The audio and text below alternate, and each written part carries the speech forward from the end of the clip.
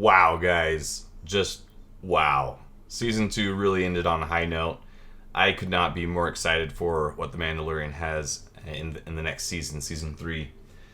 Talking to a couple of my friends, the question came, well, with Grogu out of the picture, what's left for Mando? What's Jin going to do in Season 3?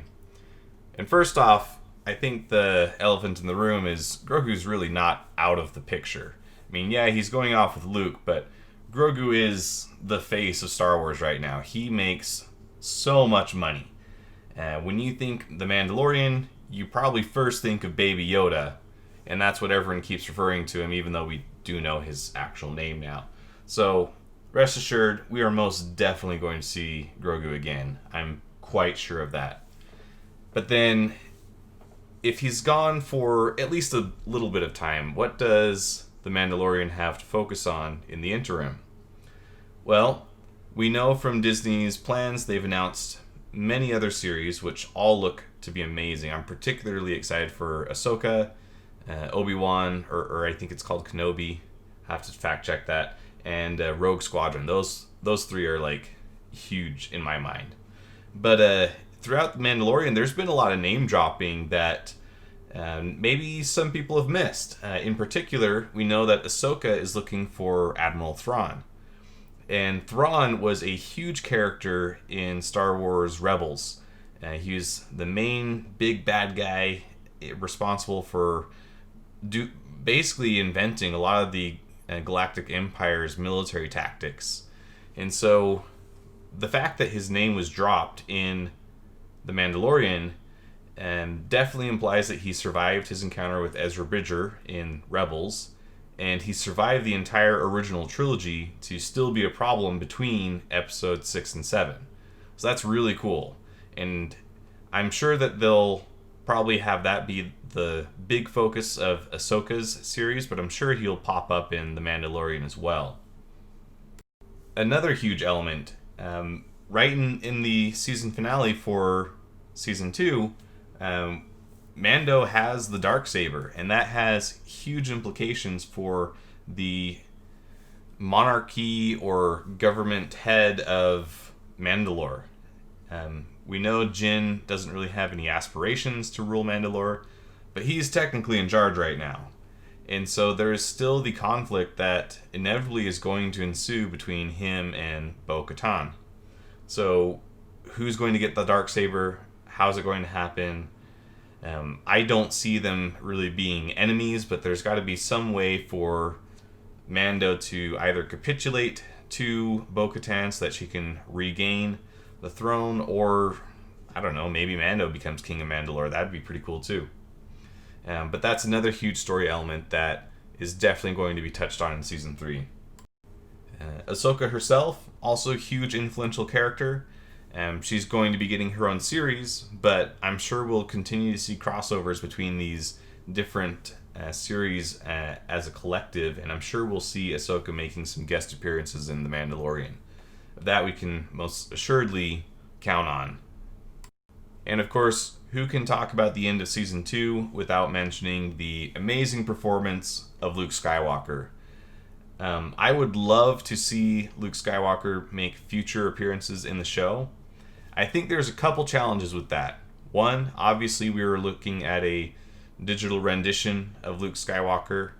Mark Hamill's gotten kind of old, and while this is much more in line with the Luke Skywalker that I know and love, and that I'm sure Mark Hamill would like to continue playing, I don't know how they can continue to keep pushing that face in the series and have it still have that same level of weight. But it would be cool to see what they can come up with. If they can keep the same kind of tone that they had in the season finale for Season 2, I mean, that's the Luke that I want to see again.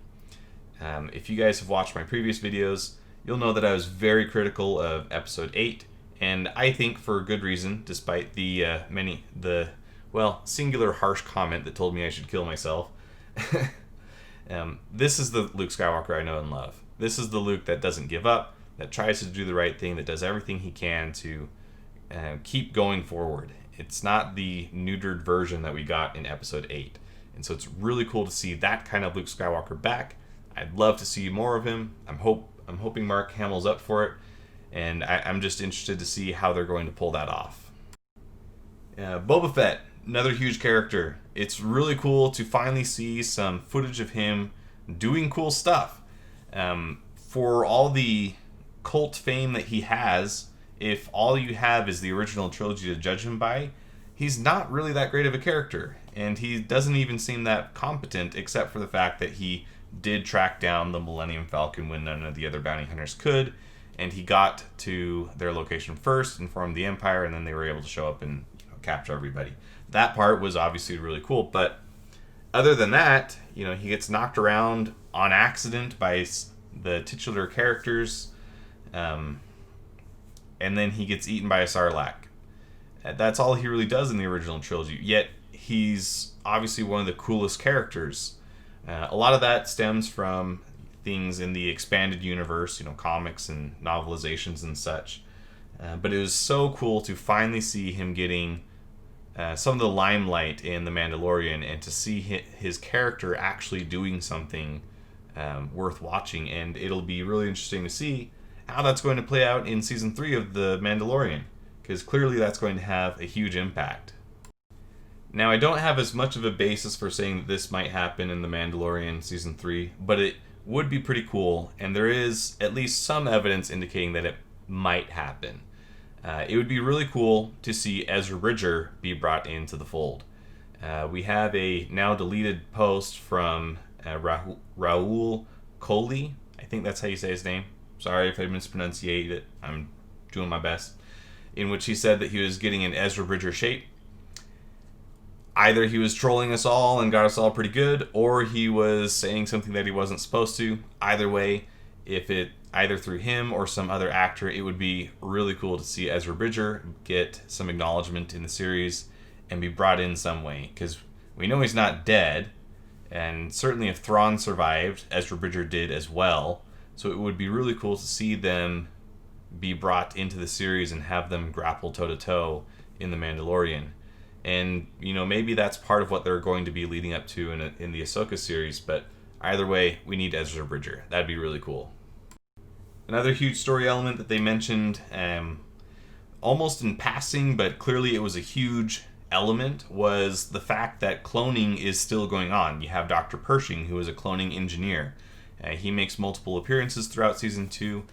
We saw him doing experiments on Grogu in Season 1. And then he ends up helping our friends in this final episode of Season 2. And we saw what I think were bacta tanks filled with Snoke clones. Obviously, very underdeveloped. The technology hasn't advanced enough to where we're getting the Snoke character coming alive yet. But that's a huge story element that I'm sure they're going to touch on again.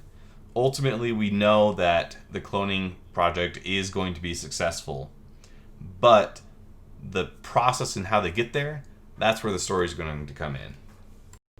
In summary, while this is certainly not an exhaustive list, it does cover a lot of the major story elements that I noticed and am excited for, and I could not be happier with The Mandalorian. It is the Star Wars that I grew up with.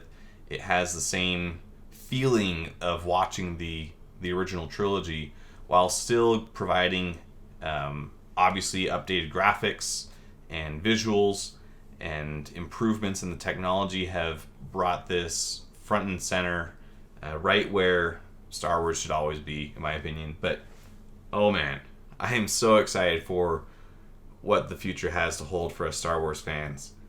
The sequel trilogy was pretty rough, but I like the new direction that they're heading, and I think that there is a lot of good in store for us Star Wars nerds out there.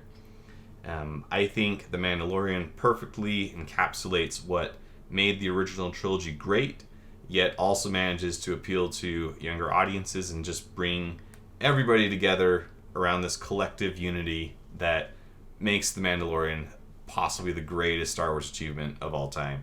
Right up there with Rogue One and the original trilogy itself.